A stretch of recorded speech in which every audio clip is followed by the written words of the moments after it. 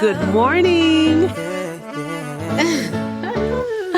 Your energy is sky high today, and I'm loving it. I'm loving that for you. My name is Jen, and I need to check in so I don't check out. Welcome to the What's the Temp podcast. My name is Betina, and I am coming in hot. And that means a whole lot today. Today's podcast title is Future Vision, and I need to start Future Vision with a little bit of a look into the past, if that's okay. That works for me. Let's start with our temp check, and our temp check today is called Hope Temperatures. And I want to start this one off because 9 days ago, I lost my youngest brother. And that was a kick in the teeth for the entire family because, of course, death is a surprise, most times. Yeah. But this episode is meaningful to me because, so for the first 7 days, I went on this emotional roller coaster, a total emotional roller coaster. There was sadness, there was frustration, there was anger, there was judgment, there was guilt. And then finally yesterday was the first day I felt back to myself. And so I got up and started running errands and doing things that I needed to do for the house. And so as I was coming out of the grocery store, walking towards the car, there was this purple pickup truck, right? Again, I'm on a high note. Yesterday was the first day I felt good. So I'm coming out of the store and I see this purple pickup truck. And then I looked at the purple pickup truck and it had one headlight, and immediately the wallflowers came to mind. So I'm driving home singing, "Come on, drive a little. Nothing is forever. It's got to be something better than in the middle. 'Cause me and Cinderella, we put it all together. We can drive it home with one headlight." Jen, you know you were supposed to join in on that, right? But I don't even know. But that was me, and I felt like that joy came from my baby brother, BJ. Because he was joy incarnate. You know what I mean? It didn't matter what stage or station in life he was. But that baby was joy. And I felt his joy yesterday as I was driving home. So I'm driving down the main street, and this guy was sitting in front of Cane's, and I'm singing, arms flailing, teeth showing, and he's looking at me like, what's going on with this black lady? You know what I mean? But that's what he was. And while I was going through the lowest points of grief, one message came from 3 of my closest friends, you being one of them, was acceptance. And during my emotional roller coaster, you and Andrea gave me the message of acceptance because, I guess when I think about God's sovereignty, I just have to accept I can't control anything. I can't control anybody. I can't control how anyone reacts. I can't bring him back, And so, but yesterday in my conversation, I had a business meeting for my consulting firm with Melanie Clark. And when I talked to her about his joy, she said, when you think about everything that we do as coaches, she says, acceptance is the one thing that we're trying to get our clients to have. Like, you can't control this, your frustration and all these things all stem from your lack of acceptance. And that's what he was. And so it was interesting that the 3 people very close to me all gave the same message. And I felt that yesterday I was able to sing on the ride home from the grocery store because I accepted that he's in a better place and God is sovereign in all of this,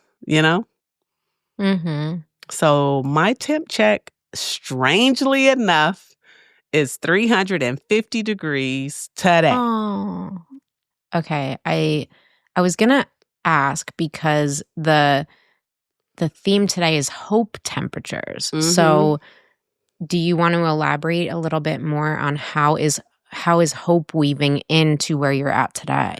So I have hope that acceptance helps me to be frustrated less, because I feel that with all the things that I do for work and all the things that I do for my family and productivity and all these things, a lot of it stems from a desire to control. And that control is the antithesis of acceptance. And so if I could get myself to a place of acceptance, not laziness, not, you know what I mean, just acceptance, I think that with all the things that I do, there would be an undercurrent of peace. Yeah. And that's what I'm looking for. That's what I'm hoping for. I heard this story about a wise man who everybody went to go see on some mount somewhere, likely in India. And, you know, he was so peaceful and everybody sought his wisdom. And it was the personal story of someone who had gone to see him, and they climbed the mountain to go see him, and they sat at his feet and they said, you know, what's your secret? And he said, I'm okay with what happens. Acceptance. Just open-ended. Whatever happens, he's okay with it. Anything. And that really struck me because that's, you know, I've been thinking about that word you were using, limitless. That's limitless. There's no limits on when he would take back his will or his resistance. It's just a blanket statement. I'm okay with whatever happens. Yep. So it could just be any outcome, and I'm reserving acceptance in advance of that. And that is so cool, because that is not where I'm at, but it's because there's so many different things that would happen that I would right away want to resist. Because I think I know how things should be. So if something happens that's not the way I want it to be, then that causes me to go into resistance. But I do remember reading in The Power of Now many years ago that resistance to what is the cause of most or maybe all suffering. Just resistance to what is. So if something happens, we don't like it, it's really hard to metabolize certain things. And I think death is definitely one of them, especially when it's unexpected and it's so painful. And I think there does have to be a process of like a reckoning where you give yourself time to come to acceptance. And I'm really happy that you did do that, because I know we took a break last week, and, you know, it was important to have time to grieve, and grief hits you like waves. It's so unpredictable when it will come, and then it just takes you to your knees, because it's so hard to accept this thing that is fixed. It is an outcome, and it's done, and it's over, and it happened. But our minds want to reverse engineer it so that it didn't. And that's how we're not in acceptance initially. You know, every person I've ever known that has died, it's like I think I can sort of go back in time and take a different action, and that would prevent their death. Oh gosh. You know, there's this lack of acceptance of what is, and that's, you know, I think it takes time to get to a place where you can be in acceptance. But I'm happy that that message gave you hope that you could find light. And what I love about, because when you sent me his picture, I was like, oh my God, this guy was buoyant. I've showed his picture to many people, and they were like, oh, like you can just tell by looking at him that he is just a jar full of delight. To steal a line from Rumi. He is a jar full of delight. You can just tell by the way he holds himself, by his smile, by his body language. And what I have found helpful in the past when I get run over by a train like that is finding what their light was and trying to continue that. Yes. And that's what I'm hearing from you is you're saying, you're seeing this purple pickup truck and you're finding that lightness and that buoyancy and that humor and that freedom, and you're letting that pass through you in that moment and living in that, and then expressing joy through singing. I didn't know you were going to take us to 1996. That's what threw me. That's why I didn't join in, because when you told me this morning that you had that song in your head, I was thinking we're going to do a throwback 60s song, because I wasn't right away picking up on which song it was. But then when you started singing that one, I was like, is it? Because Wallflowers, baby. I just wasn't ready to go to the mid-90s. That's not where I thought we were going. And then I don't know what my expectation of that was. But yeah, I'm happy to hear, because we have these, just that you can get those light moments, because then the grief comes again, So it's just the fact that you're living moment to moment, I think, makes me feel hopeful, because you're traveling this road. Yeah. And just moving forward. And when you're going through hell, keep going. Old, unevolved Betina would have jumped into action. I'm so, in my superhero cape that has bullet holes in it. I would have jumped into action. I would have been planning the services, doing everything for my mother, doing everything for my family, making sure everybody was okay. And then probably 2 weeks after the services, I would have been a ball of jello on the floor by myself alone, weeping and really struggling to get myself together. I feel like the beauty is I live in another state, so all I could do was do minimal orchestration from my standpoint. And my daughter, Chisa, my middle child, she was the California Betina, honey. She stepped in. She took off work. She was there for her grandmother. Johnny on the spot for everything. She stayed at their house. She did everything that was necessary to make sure that my mom wasn't alone. She was my boots on the ground as I would have been back in the day. And that gave me the freedom to sit in those emotions. And I've never been able to do that, because I'm so used to taking charge and being the go-to person when there's something going on. And so I got to, for the first time in my life, experience Psalm 30:5, which is weeping may endure for the night, but joy comes in the morning. Like, I went through these crying spells and all these different things, right? But I can honestly say, when I said I'm coming in hot today, I meant that. That was not an act. I'm not a fake person. I don't think I have a fake bone in my body anyway. But I mean it. Like, I'm really joyful today. And I do understand that grief comes in waves, and I am prepared to let it come and let it go. I'm not going to hold on to anything too tightly, because we've been talking about that for weeks on this show, right? And so I'm here for it all. But today is a good day.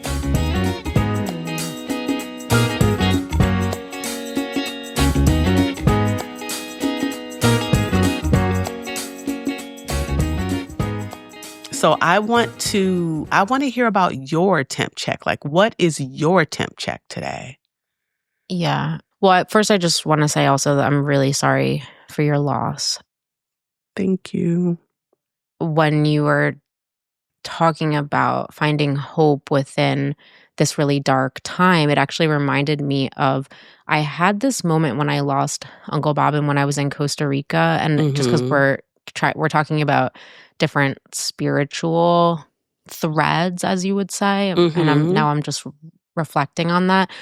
I forgot to tell you that when I was in Costa Rica after Uncle Bob passed away, and I was just in a torrent of grief and barely functioning, and I went for a walk in this sort of jungle area that was outside of the hotel, and it was really early in the morning, and there were these monkeys that were out there, and I wanted to go and find them, and I was with Herschel, and we were walking through the jungle, crack of dawn, pretty far off from the hotel, and we encountered this man in the woods, And he was from the US, and he was just telling us, he's like, oh, I'm from Philadelphia. And I'm just thinking in my mind, I'm like, Uncle Bob's from Philadelphia. And he's like, then he said, by way of Minnesota. And I was thinking, Uncle Bob lived in Minnesota because our family is also from Minnesota. And he just kept saying these different things that were reminding me of Uncle Bob. And he was this really kind person, and he had brought some food out for the monkeys and some bananas, and he just had this really peaceful demeanor, which was also, Uncle Bob was the poster boy of equanimity. He just, nothing ruffled him. And I was just feeling a little more awake now. I was like a walking zombie that whole trip. Some type of spidey senses were like tingling, and I was like, it's weird that we're encountering this man in the middle of nowhere. And then he was just giving us all this kindness. And then at the end of our conversation, we were about to head back on the path. And I was like, it was really nice to meet you. I'm Jen. And he said, it was nice to meet you too. My name is Bob. Oh my gosh. Wow. Wow. And the reason why I was thinking about that moment is because it was like hope. Yeah. It's not exactly hope, but like this glimmer of light that there's something bigger. Wow. And there's something like energetically happening here that I got to touch for 1 second. It was just, and there were more things. I'm going to have to pull up. I wrote that whole trip, but there were more similarities. It wasn't just the Philadelphia and the Minnesota thing. It was this vibe, but it was also, there was a bunch of other details that I've now forgotten about because it was, 3-4 years ago. But I'll find it in my journal one of these days, how many just weird coincidences there were. But when that happened, when he said Bob, I was just like, I lost it. I'm sure. It was so beautiful though, right? Because it's like sometimes when things are cracked open, you're disarmed in a way that you can experience something that you wouldn't have otherwise experienced.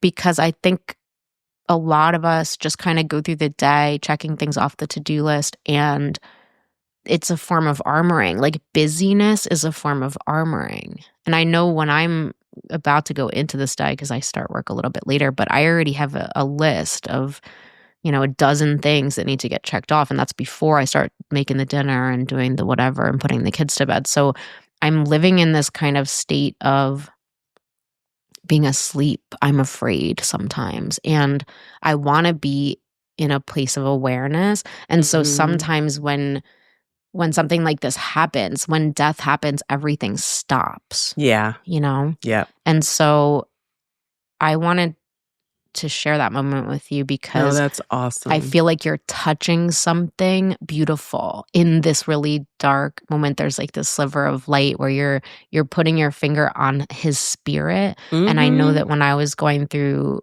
that loss, it helped me so much to try to think of how I could carry his spirit on. And so that's why I just love to hear you saying that you're just carrying his spirit on, because he did seem like such a beautiful soul. He went through so much in his life, and just how he navigated life, though, the way it was like he left a footprint of joy everywhere he went. He was always that person like, I'll cook for you. I will serve you. I'll help you. Just willing. First of all, he was massive, like 6'5". He was huge, right? Yeah, he's a big dude. But his spirit was tiny. It was like you would think that he would have this big, like oppressive, like imposing. And he was anything. He was all heart and service. all heart and service. Yeah. And so I love that he lived with me when I lived in the Torrance house, my beach house. He lived with me for about, 8 months, 6 months or something like that. And he was always like, you want me to make you breakfast? And I'm like, I don't even eat breakfast. No, thank you, but thanks. I want to take a walk for breakfast. And, but he was always offering himself. He was always offering to do something. How can I serve you? And it's funny because I'm that way too. Like, I love when people come over because I want to serve you. I want to treat you. I want you to feel like when you leave here, you're like, oh, gave me the warm and fuzzies, Yeah. And so we were very much alike, but he just had such a joyful spirit, and he shared that. He shared that with Wild Abandon, and that was, to me, the most beautiful thing about him, his capacity to love. April 25th, was our last conversation, and we connected on that phone call. Though we talked every month, like a couple times a month, but that phone call, we were in tears. We were on the phone for like an hour and a half. He was telling me about some things that he went through in his senior year in high school. And we were crying on the phone. And I was like, I'm so sorry you went through that. And I feel like a bad big sister. Now, the thing is, he and my son, my son's my oldest, they're 6 weeks apart. Actually, my son is 6 weeks older than him. So my mom and I were pregnant at the same time. And so I was busy with my own high schooler, my own senior. And so I was apologizing. I was like, I'm so sorry for not being a good big sister. He was like, you were always there. You were always helping. Like you did what you could. You had your own kids. Like, I get it. But he was giving me outs, and I'm like, I'm sorry. You know what I mean? And I just love you. But we connected on such a deep level on that phone call, and I got to see his heart in a way that I never have. Like, I got to see some of the pain that he had been carrying, and I just pray that the way I loved on him in that phone call, I pray that that was what he could hold on to. Just like I have so many things of him to hold on to now that he's not in this realm with me anymore. I pray that the love that I shared with him on that phone call, that he could hold on to that as he was transitioning out of here, Yeah.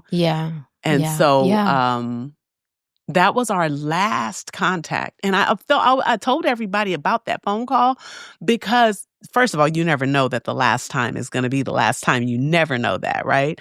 But on top of that, though, I kept telling everybody, I'm like, I connected with BJ in such a crazy way. And I kept telling everybody, and then this is how I'm remembering him from that April 25th conversation. Right? Isn't that crazy? So he's like my brother son, and we spoiled him. My daughter was asking me, she was like, what's your best memory of him? I said, I have two. And I said, one is April 25th, but the one from the old one, and it's all of my siblings share the same memory. He was a big baby because he was like a Samoan baby, right? He was a big baby. And we all had to rock him to put him to sleep. And so we had this big dining room table that sat, it was like an oak wood dining room table that sat 8 people. And so we would make laps around that dining room table, walking him until he went to sleep, and then we could put him in his bed. And that's one of my favorite memories of him, that and the April 25th conversation. So it's almost like birth, like the beginning of his life and the end of his life are my two favorite memories of him. It's crazy, huh? Yeah. So yeah, this is insane, but what I feel is more connected than ever to him because of the way we connected. And I know that that's nothing but God's grace on my life, because he's perfect and he's all knowing, and he knew that I was going to need that. Like, I would have been in a shattered place had April 25th not happened. Yeah. There's something really comforting about knowing that you've loved someone with everything you have. Yeah. And that it helps. There's just these certain things that help. It helps to talk about them. It helps to share memories about them. And it helps to try to carry their spirit on and to try to embody what they were about. Mm-hmm. And it helps to remember that you spent your time loving them. And I think it's especially hard, just what you were saying about how he had a service heart and a really joyful way of being. And not that many people are like that. I know. I know people that are about losing Uncle Bob too. So many better stages of life and they can't find joy. They cannot find joy, and he had it like flowing through his veins. In spades. Yeah. I listen to his voicemail still. I'll call his phone number, and there's point. He was like, "This is Billy. You've reached Billy. Sorry I wasn't able to take your call, but leave a message and I'll get back to you as soon as I can. Have a wonderful day." And I'm like, well, dang, boy, You guys were cut from the same cloth. Absolutely. Absolutely. Yeah. He's more like me than any of my siblings. And it's funny because I'm the beginning and he's the end. I'm the oldest, he's the youngest. Yeah. My hope temp, I'm just going to keep it very, very short. I am always hopeful. I am hopeful. And I was thinking about this class that I took in, what's the actual temp? I'll say 65. Okay. It's breezy. It's not my warm, comforting temp, but it's optimistic. I love that. You know how it's that weather where it's spring, is it summer? Is it spring? But it's just a crisp day. And then you're just thinking, it's coming. It's coming. This isn't the day for the tank top necessarily, but it's coming. And I'm hopeful. And I was just thinking about this class I took in college. It was called Truth and History. And it was about the subjectivity of history and how it's told. And is there such a thing as objective truth? And this one girl, this genius girl, she said, one form of truth is, what if there's something that it's not objectively true, but I have to believe in it? So I think the example that she gave is, what if it was objectively proven that men's brains are smarter than women's? What if that was true? She was like, I think this is the example she gave. And she said, it just wouldn't work for me to not believe that my brain is just as smart, and it would serve me in every way to continue to believe that my brain was just as smart. So I have to believe that I am as intelligent because that's what's going to move me forward. So I feel like that to some extent with spirituality and with not religion, but with a higher power belief is I believe because I have to believe. And that's how it is because it improves my life and because it takes me out of the driver's seat. And it doesn't matter whether it's objectively true, but it's the same thing with this hope temperature is I need to have hope because having hope keeps me alive. Absolutely. I need to look at things in a positive way. So I'm making a choice to look at things in a positive way because that's what's keeping me afloat. It is a form of faith, but it's just always looking forward to a brighter day, but not just a brighter day, but also just if something were to go horribly wrong, like a death or a something, it's just a fundamental belief that I am going to be okay. Yes. And even if I'm not okay, that's also okay. It's okay to not be okay. It really, really, really is. I don't have to be okay all the time. I can move through a place of not being okay and then be okay with not being okay, So that's where I'm at. I think I really do have an indomitable hope, and that is not how I've always been. That is a choice that I'm making now in this time of my life. So that's my hope temperature. Spring, sunny. You said spring, sunny? Yeah. I love it. You have I love it.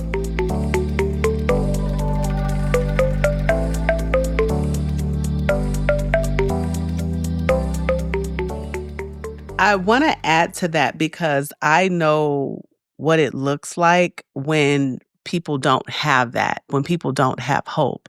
And I feel that I lean into spirituality because I understand that as life happens, you have to believe in something bigger than you. in order to have somewhere to put all of the things and all of the emotions that you're going to go through as life is happening to you. And I know what it looks like when a person doesn't have that. I've seen people that are completely devoid of faith in anything ever getting better. And these are the people that are absolutely miserable, that develop sickness and disease because they're holding on to all these feelings instead of releasing them to somewhere. You know, I have the ability I'm like, okay, God, you got to do something with this because I got to let this go. You know, I can't hold on to that because it's been proven that if you don't release some grief and some sadness and some things, they can manifest in your body as diseases, you know, and illnesses. And that is not okay. And so I've seen people that have extraordinary circumstances in their life. And because they don't have an ounce of faith, it's, well, this just is how it is. And because they don't have anywhere to put said emotions, said feelings, said thoughts, and because they don't have hope in anything being better, then life is just this bleak and sad and depressing thing that they're enduring versus living. You know? And even in I do know grief, because I spent most of my life in that place. yeah, even in grief, even in sadness, I want to live. And so I'm grateful to be able to wrap my arms around weeping may endure for a night, but joy comes in the morning. Because that's literally the 7 days, the first 7 days.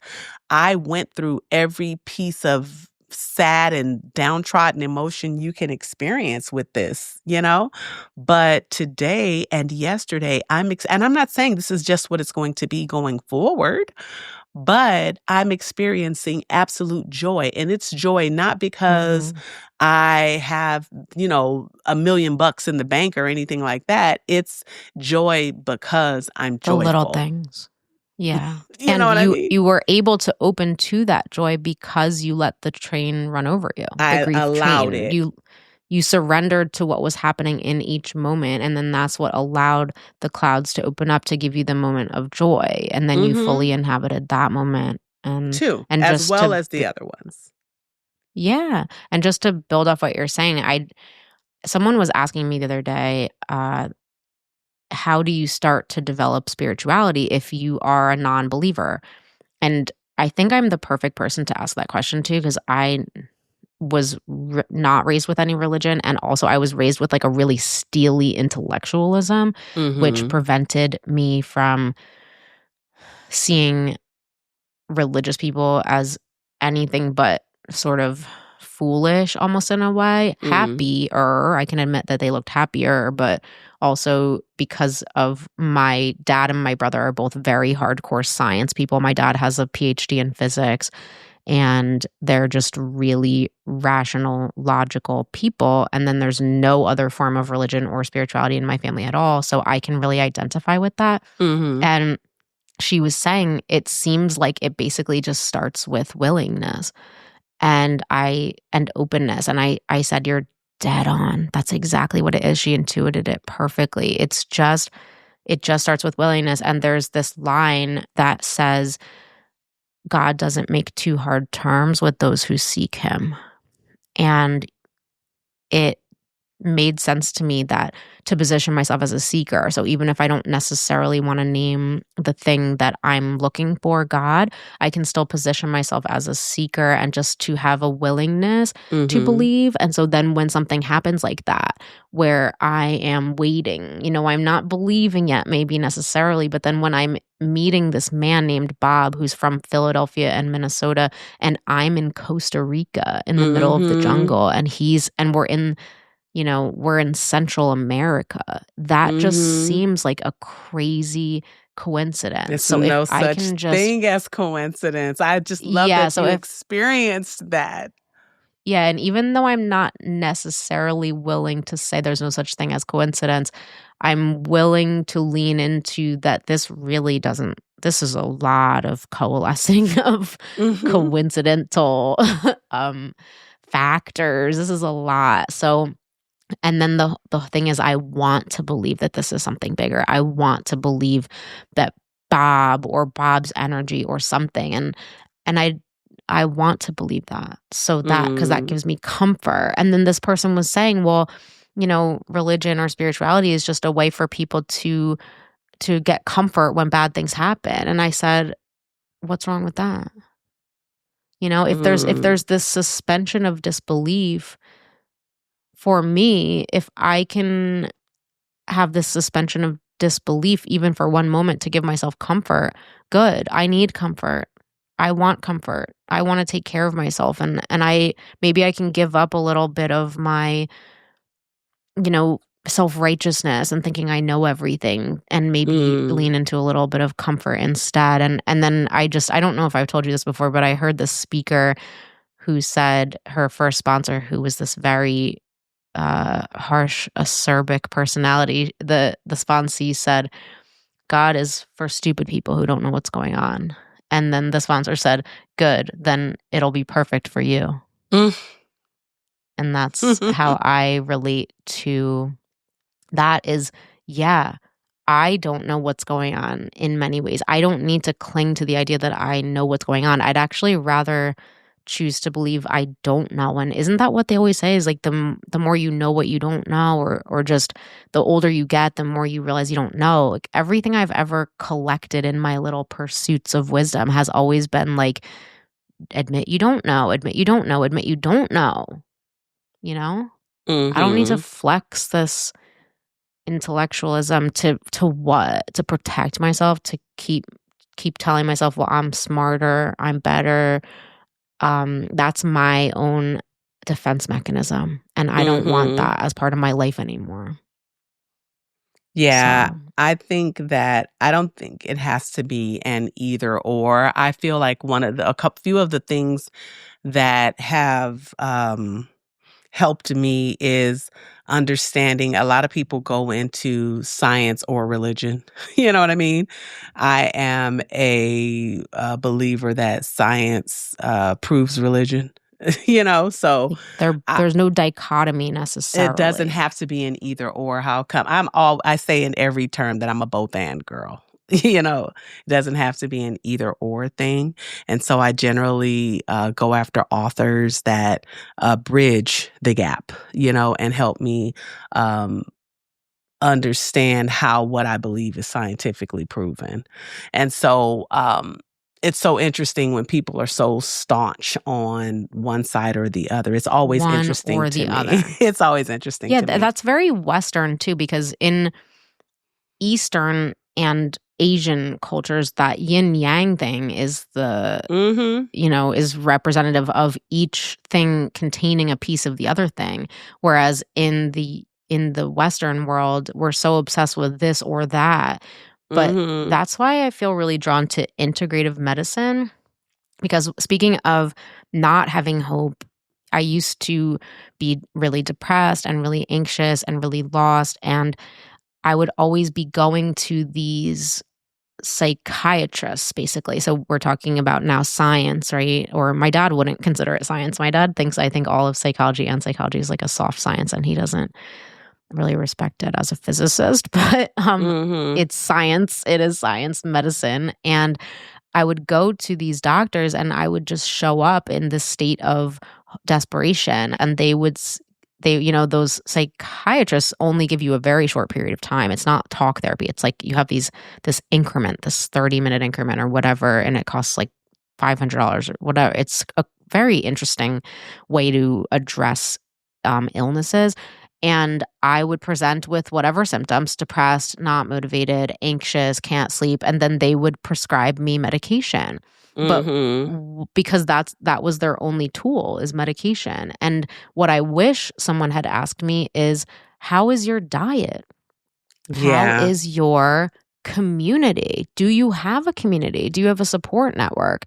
How are you sleeping? Are you opening up to the people around you? Are you asking for help? Are you allowing help to come into your life? Remember one time you said to me, I have some receiving work to do.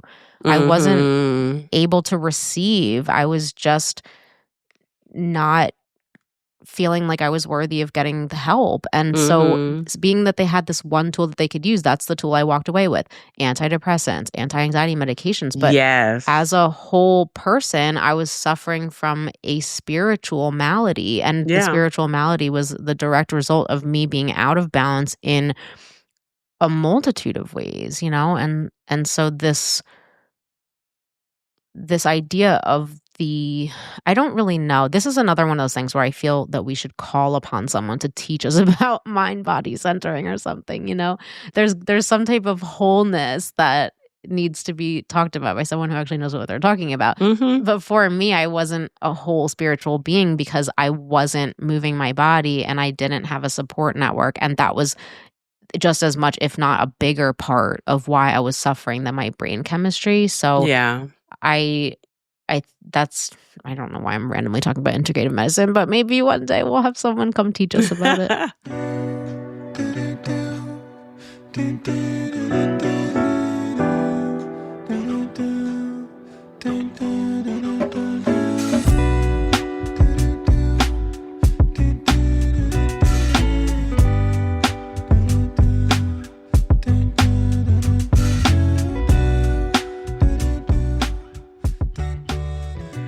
So let's go into the life focus question for today, which is supporting each other's evolving visions.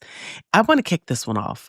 For me, my evolving vision, I'm always so, I feel for you as my friend. Because my vision is ever evolving.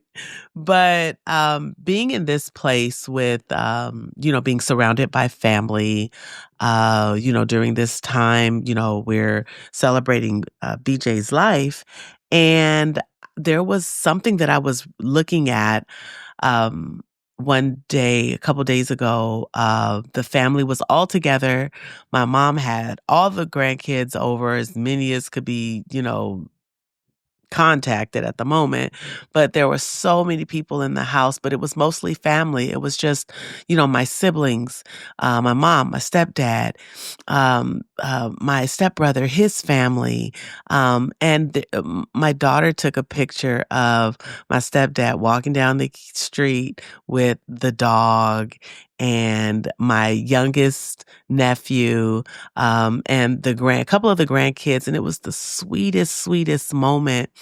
And I was looking at everything at my mom's life and how blessed she is to have this much love around her, this much family, like this many grandkids, and you know what I mean? Like all of this. And I was like, that's what I want from my life. I want to be surrounded by love. I want to be intentional about creating memories with the people that I love.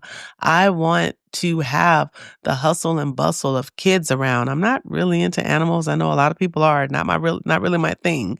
But people that I love, around me. And if they bring their animals, so be it, But that's my evolving vision. My evolving vision is creating this life where I'm comfortable when I come to California, and my people are comfortable when they, visit me in my state, and, just having the ability to create this space where the people that you love are welcome, and it's comfortable, and we're creating memories. And I feel like if I got nothing else out of this experience with my brother transitioning from here, I don't say we lost him because he's not lost, but with him transitioning from this realm is really a vision of what I want my family to look like and how I want to participate and engage in connection with the people that I really care about the most.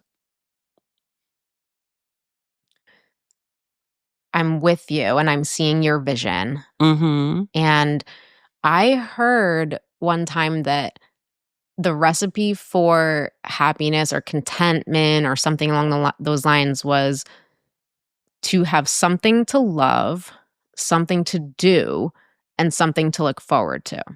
So I'm just going to throw that out there as a framework. So I'm hearing a lot of something to love. Something to love can be someone to love, and it can be something to love. But you just described a picture where it's just full of love. It's full of people that you love. Mm-hmm. So can you also fill that in with for the future? Because you are so much more future oriented than me. Like I said, when I look into the future, in the past, I've just seen a blank. So you are extremely future oriented. So can you tell us about those two other categories? Something to do, meaning how are you filling your time? What are you doing? What's your sense of purpose? And then what are you looking forward to? I could easily fill that in. So for me, something to do is, now in hindsight, I've been, the whole moving across country, it all makes sense now because, not that I want to be away from my family, but I want to create, we've been talking about the changes that you've been making in your home and how you've been creating like an oasis of sorts at home so that you vacation at home versus always needing to get away. And that has been a dream for me. So, what I'm thinking of, I was thinking as an empty nester before, like, oh, all I need is a small place. As long as I have the master bedroom, a gym room, and maybe a guest room, I'm fine. But now that vision has expanded to, and me, I've always thought, about family legacy and things like that. But I think it's come from this big, dream, like, oh, having a compound and things like that. And what I'd really like to have is a place where, like, if my mom and my stepdad wanted to get away from California for 3 months and just experience a winter in the Midwest, I would love to be able to host them. And what would it look like to have a home that is comfortable for people to stay in for 3 months at a time, Or what would it look like if, I wanted to come to California and stay for a month? What would I need to be able to work? Do I have to always travel with my pillow? Can I, have my favorite pillow in California somewhere that's a space that's designated just for me? So when you say what's to do, it's now come to, okay, what kind of home would I have to have if I needed to host, I don't know, 5 people, but I don't want it to be some massive, unattainable, something like that. Like, what's cozy enough? You know what I mean? Where I could see my mom working outside in the garden, or my daughter here saying, "Mom, I'm going to be traveling to do some work in Indiana, and I'd like to stay with you." Sure, what would that look like? And the vision now is not necessarily a compound, but guest quarters, which is so much easier to attain, just having guest quarters where we can, eat meals together and enjoy nature together and, take walks together and just do things. So, something to do is finding a perfect spot that would, really allow me to host in the way that I want, where it's intimate yet comfortable, and just not the big dream of a major compound where my brother has a house over here and that brother has a house over there. Nah, I want a house that's a decent size where, the family can be comfortable and we can share meals and create memories in one space.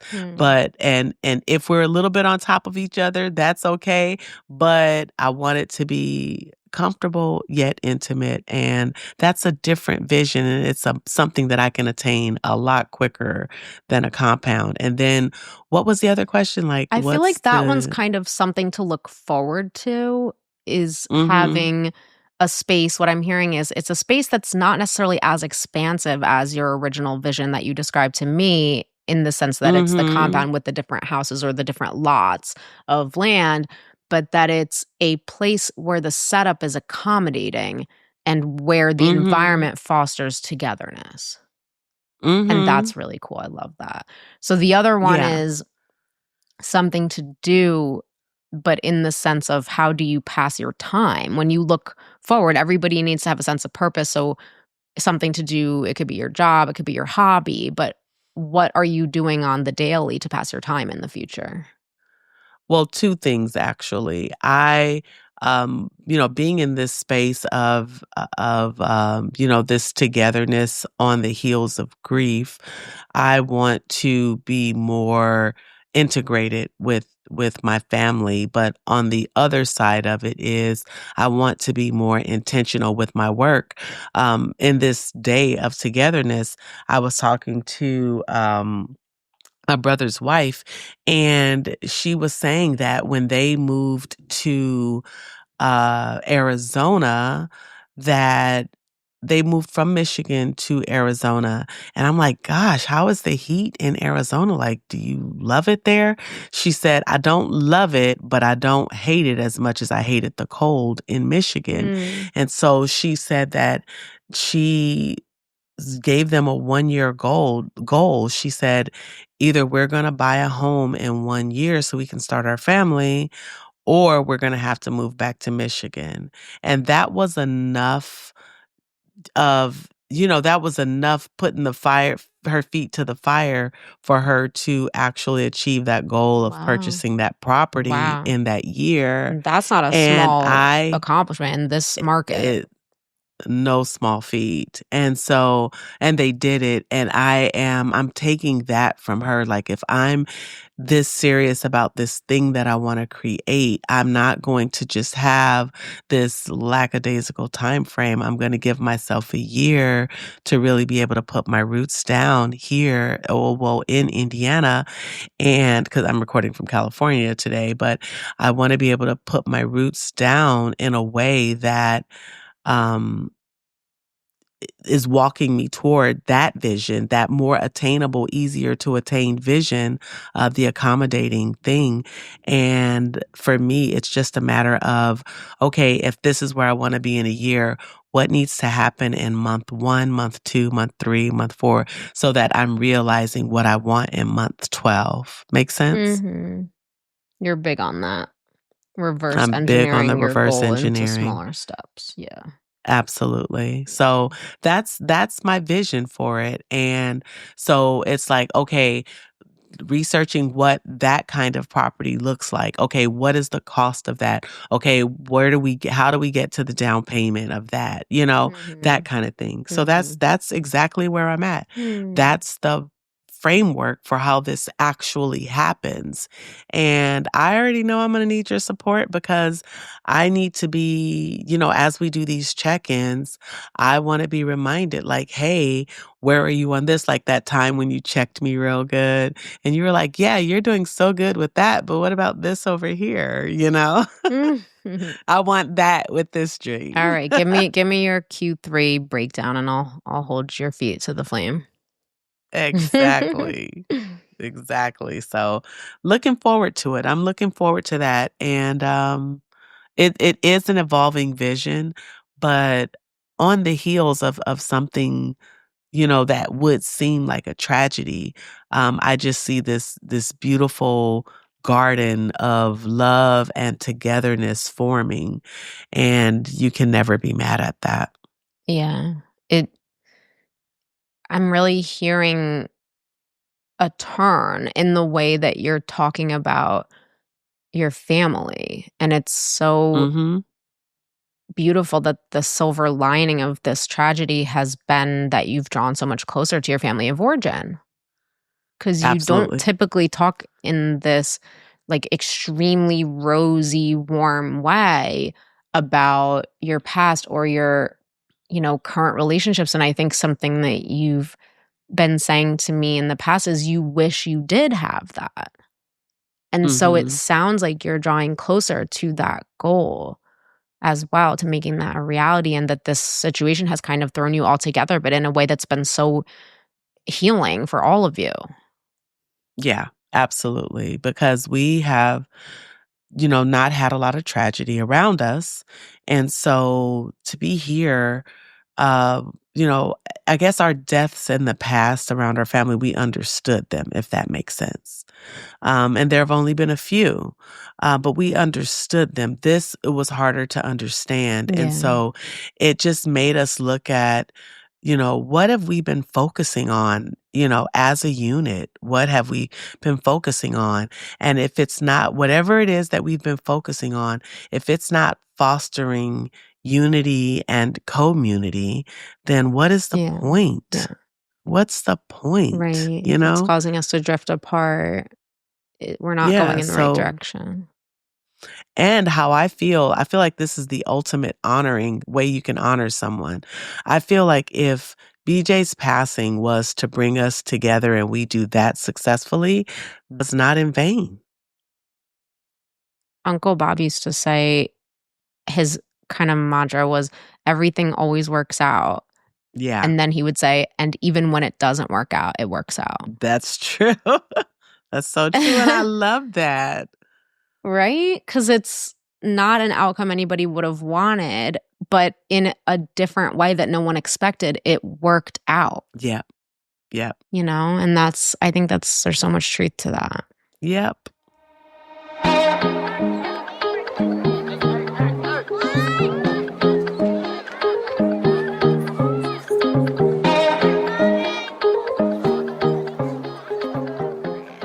How about you, though? What's your evolving vision for your life?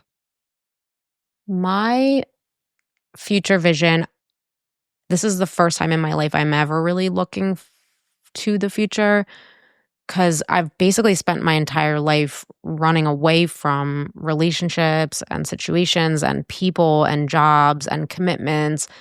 And this time, is the first time in my life that I've been coming home to myself and coming home to the people that are in my life, and sort of I've been consolidating. Like I said, I've been really consolidating my relationships in the sense that my family, moving my new family, they're brand new. I've got a kid under 1 year still. Yeah. To the center.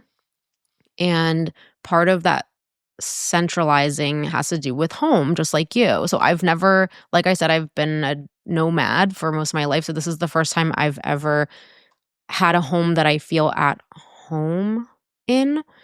And I was talking to my brother because he was here this weekend. And I was talking about how my one friend, I have this one friend who every time I go, that I grew up with, it's my male best friend again. Every time I go to his parents' house, I love his parents. I'm obsessed with his parents. And I remember from the youngest age, they had 4 kids. Their house was complete chaos, but it was that joyful type of chaos where they had the best drinks. They had a whole fridge. They had one of those garage fridges. I'm all about the snacks, you know me. So it was like they had the best snacks, the best drinks, and all the things I wasn't allowed to have. And then their house was just so boisterous. But even so, the mom always made me feel special. And I was just, who am I? No one really, because I'm just the sister of, my brother was his best friend growing up. So I'm the sister who's, I don't even know really why I was there. But she would always just take that one moment to shine her light on me and to say, what are you interested in, or what's going on with you? And those moments were really brief because, like I said, she had 4 kids and she was a teacher and she was cooking dinner and her life was chaos. But I felt loved in those little moments. And so we went last summer to his brother's child's birthday party. So it was a child's birthday party at their house. And when we were leaving, I felt this pain because I felt like I want to stay here. And this is so weird, and I can't believe I'm saying it. But I know, but I was telling my brother, I was like, I still, even as an adult, feel this like tearing sensation because I wish I lived here and this was my family. And I know that seems weird as someone who's a fully grown adult to feel this longing still to be part of it was because they were a bigger family. Me growing up, it felt very lonely. Both my brother and I felt really lonely growing up.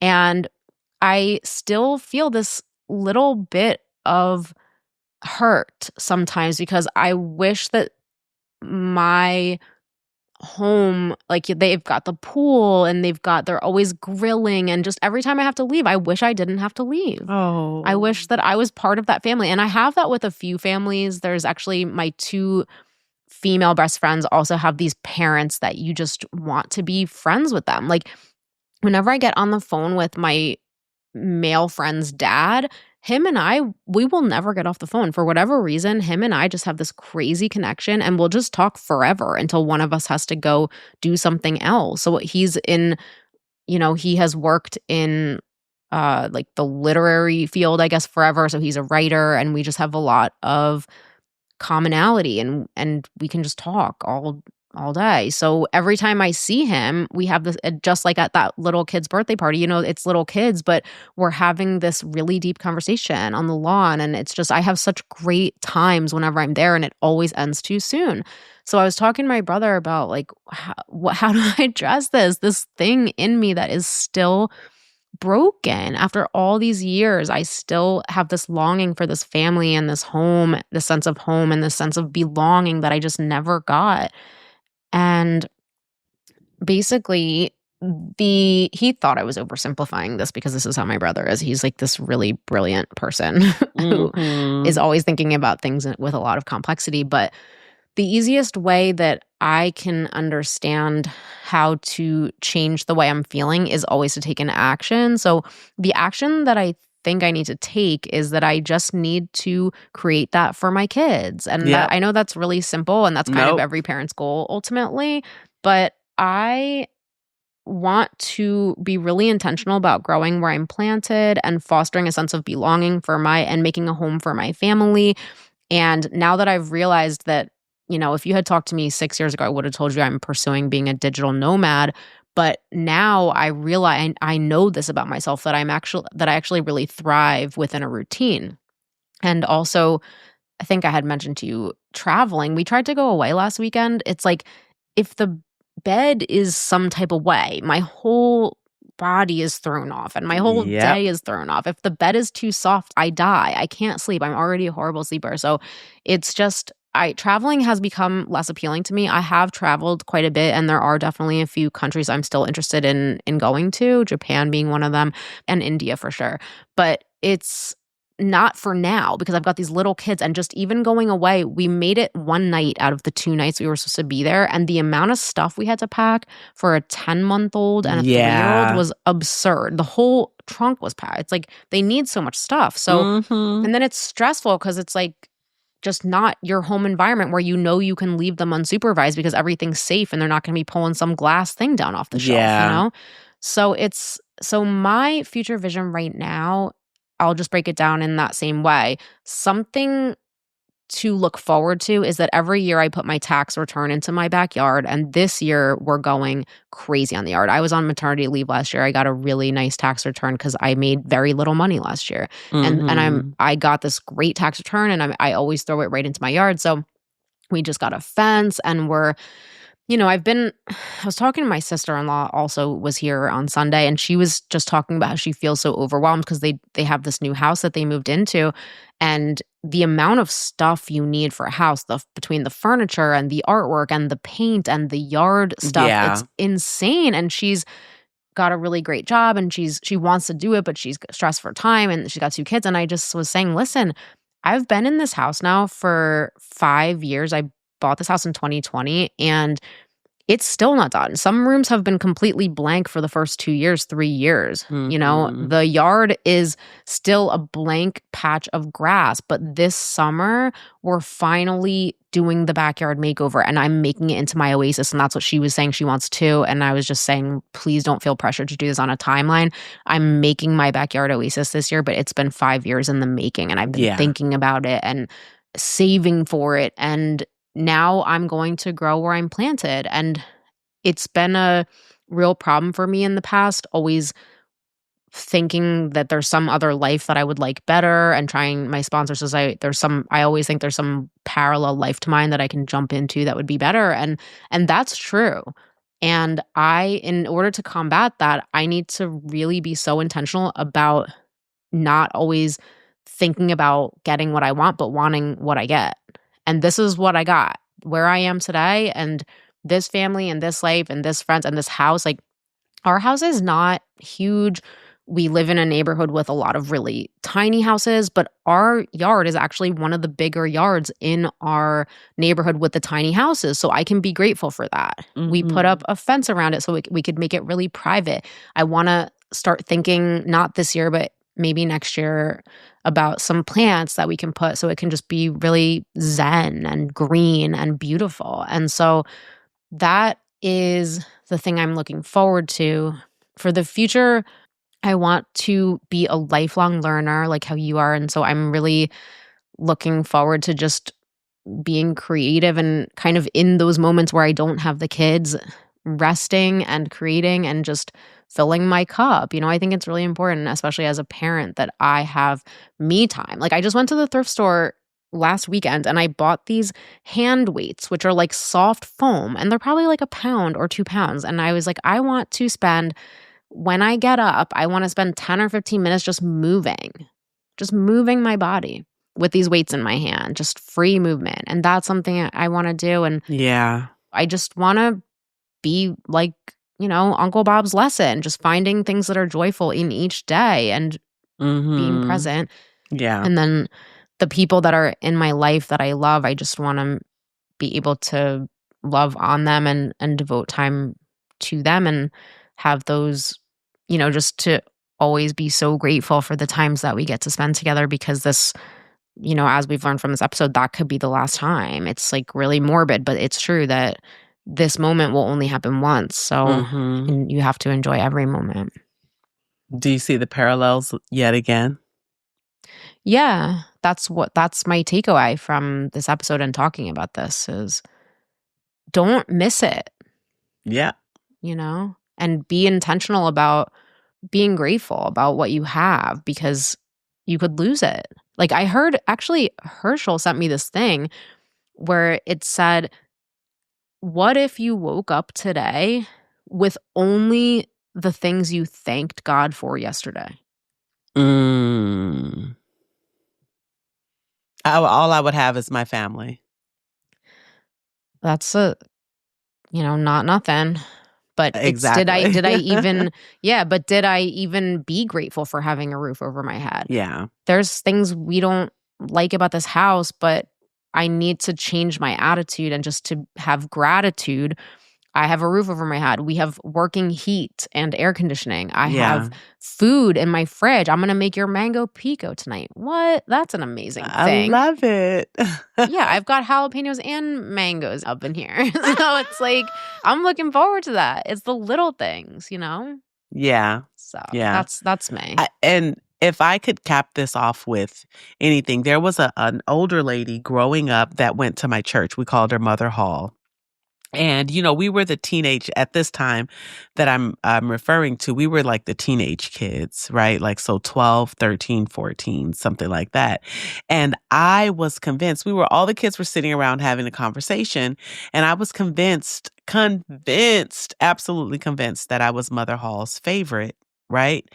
And so someone said, oh, well, I'll just get it from Mother Hall because I'm her favorite. I was like, boy, please, I am her favorite. What do you mean? And then someone else said, no, honey, I don't know what you think. I'm her favorite. And so she had every teenager at this church convinced that they were her favorite one. And what it was her incredible capacity to love.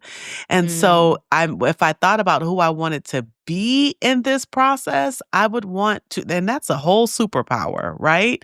But I would want to love like that, where everyone thinks that they're the closest to me because I have an incredible way of loving on them individually and collectively. So if in my evolving vision, when we've looked at, what I want, how I want to get it and what I have to do to make it happen, I think what's also important is who I have to be in the process. Yeah. And that's who I want to be.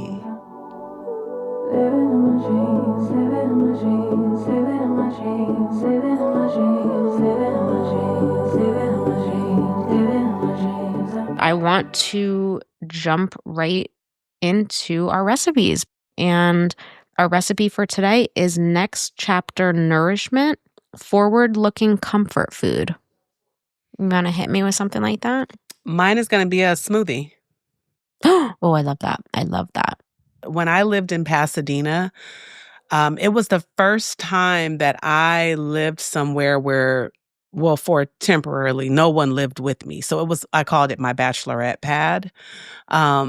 It had everything that I needed. It was still 2 bedrooms. I had my gym room, but I blended smoothies a lot there. And so I would just get my favorite fruits and vegetables, blend them together. So one of my regular go-tos was avocado, strawberries, like just a bunch of fruit, just grapes, whatever I had, pineapples, but I would also do spinach. Spinach was an everyday part of, but I would just do a lot of fruit and some spinach in my NutriBullet, and I would blend up 3 days or a day's worth of 3 smoothies, and I would snack in between I would have these tiny little meals in between.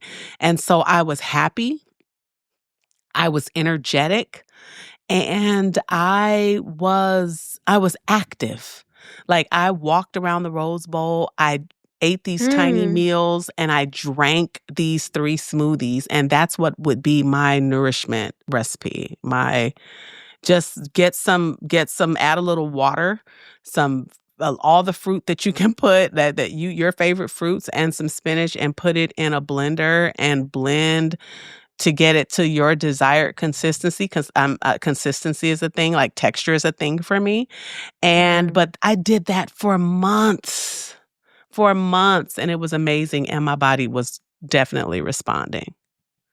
How do you get the smoothies to last several days? Mine separate a couple hours a day's later. worth. A day's worth. Oh, so I would blend for a day. Worth. Three. So I would blend enough for 3 smoothies throughout the day. Oh, okay. But still, how do you get them not to separate? I just pull it out the refrigerator and shake it up and sip on, honey. Okay. Just shake it up and keep on going. But it was just the day. And the longest I could make it last, like if one lasted till morning, I could still, even if it was separated, I would put it on the bullet again and just let it blend a little bit more for like 30, 40 seconds and then keep on going. So avocados and spinach and fruit? Yes. And water. Frozen or fresh? So I would do both, honestly, because I would go to Costco and I would always get bags of fruit, but I preferred fresh. So if I had fresh on hand, that would be my preference. Or I would do a mix.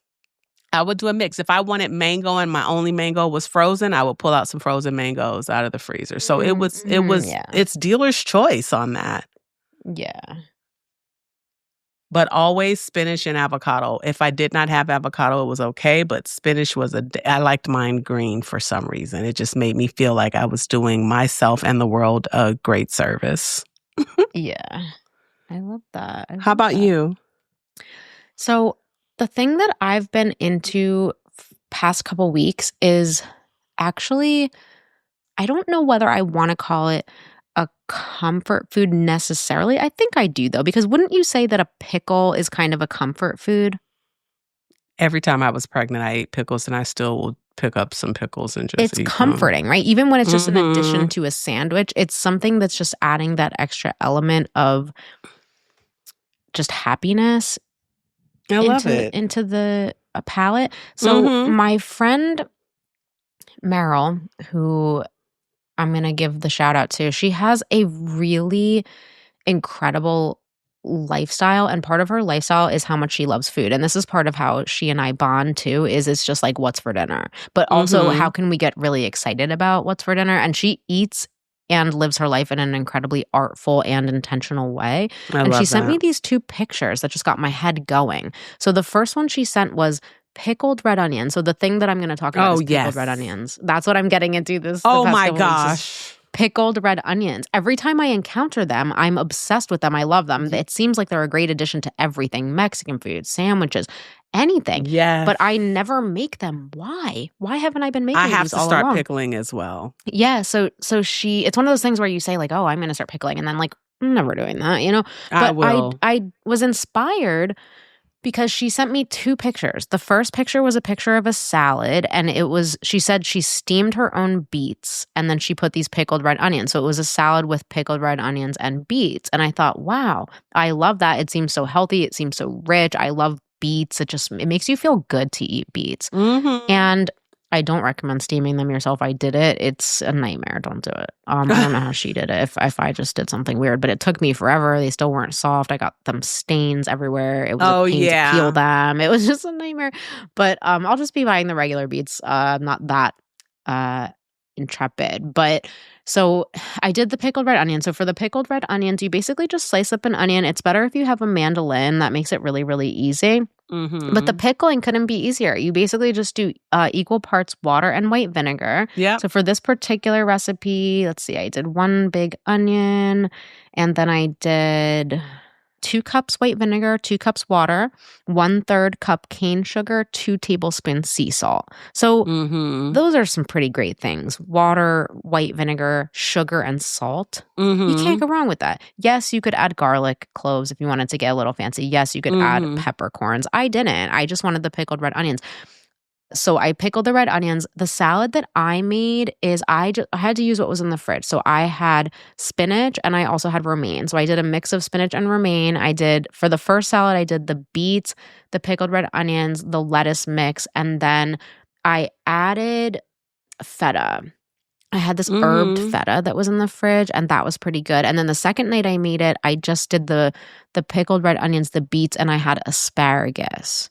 And that was really good. I would do goat cheese if I had that on hand, but I didn't have that on hand. And I'm trying to get away from running to the grocery store for one thing because I'm famous for that. Yeah. I'm like, I need this goat cheese. No, you don't. Just make it without it. So I made that. And then the other picture that she sent me, just because I just have to highlight her artful living because it changed my pace where I'm like, now I need that thing, is she had for her 2 sons, she sent me this picture. It was 2 bagels, open face, and she had made avocado toast out of it. Oh, yes. With oh my gosh. pickled red onions. Yep. And everything but the bagel seasoning. Yep. Say less. So I was just zooming in on that and I was like, what's that poppy seed doing there? And she's like, it's everything but the bagel seasoning. So open face bagel, avocado toast, pickled red onions, and everything but the bagel seasoning. Yep. So I've got this vat of pickled red onions in there right now, and I'm just kind of adding that to everything, and it's making me feel really good, but also it has that quality of the pickle, that it's cold, it's vinegary, it's crunchy. And so for me, that is a comfortable place because I'm a big cold sandwich person. And so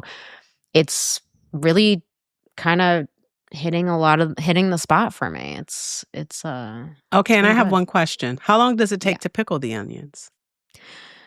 I think it's just really, you just have to leave it an hour. So you'll know when the onions turn red, like they turn this pinkish color. You can leave it. I mean, you can obviously leave it forever because they'll stay up in the fridge for up to 2 weeks. But it just was an hour. I made them and then I ate them for dinner that very same night. Oh, great.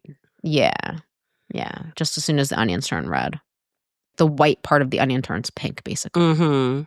Yeah, so that was my thing, and I'm still finding different ways to add them in, but it's been making me do more salads. I've been doing a lot of pasta and a lot of heavier things, but now that I have those pickled onions, I've been just going lighter because they're just adding that lightness and that crunch and that acidity to everything. And it's interesting. This is the time of year that I eat lighter, though, too. So I get that. Exactly. So I'm moving into that summer mode now. So they're really, and then just one last note, when I was in Ireland, my uncle Dick, he would always have a huge jar of pickled cucumbers. So it would just be the same exact idea, but he would just slice cucumbers really thin and he would put that into a jar with water and vinegar and salt and sugar, and then he would just eat those on the side of everything. So just envision you're eating pretzels and as a snack, but then you have these pickled cucumbers on the side. Oh yeah, for sure. Really good, really good. So that was also inspiring. So I need to actually get a couple of mason jars because mason jars are annoying and you have to buy them, a million of them, and I don't have the storage I need like 2. So I actually think I'm gonna just ask my life partner, neighbor Sarah, if she can just give me two neighborly mason jars. And then I'm going to make a big vat of cucumbers and of red onions, and then I'm just going to have them on tap. I love that. Well, I want to say thank you to all of those that lasted this long with us on our What's the Temp podcast. I do want to give a closing thought. This has been a heavy lift episode, so I thank you all for joining us and for loving us and just being so supportive of us. And the one thing that's standing out for me is Romans 8:28. And this just speaks to God's sovereignty. And we know that all things work together for the good of those who love the Lord and are called according to his purpose. And that just gives us hope and helps us find peace in the center of all that's going on in our lives. And so thank you for being such faithful listeners and for joining us and supporting us. And be great on purpose. Have a great 24. Peace.